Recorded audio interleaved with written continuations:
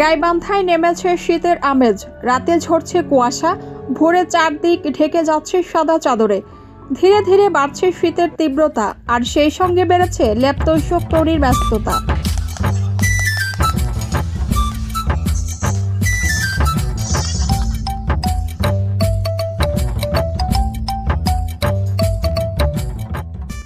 গাইবান্ধা শহরের শতাধিক বেডিং স্টোরে এখন দিনরাত সমান ব্যস্ততা। ধনকররা লেপ সেলাইয়ের ব্যস্ত সময় পার করছেন।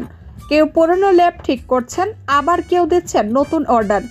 হিমেল ঠান্ডা থেকে রক্ষা পেতে ক্রেতারা ভিড় জমাচ্ছেন লেপ তোষকের দোকানে। শীতের তীব্রতা বাড়ার আগেই উষ্ণতার প্রস্তুতি নিচ্ছেন সবাই। এদিকে তুলা ও কাপড়ের দাম বেড়ে যাওয়ায় লেপ তোষক তৈরির খরচও বেড়েছে।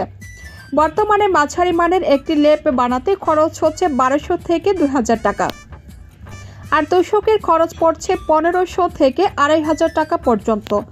ভ্রাম্যমাণ লেপ ব্যবসায়ীরাও এখন ব্যস্ত সময় পার করছেন। গাইবান্ধার 7 উপজেলার হাট বাজারে চলছে তাদের সরগরম বিক্রি। শীত বাড়ছে, কুয়াশায় মোড়াচ্ছে সকাল, আর লেপের উষ্ণতায় খুঁজে পাওয়া যাচ্ছে প্রশান্তির ছোঁয়া।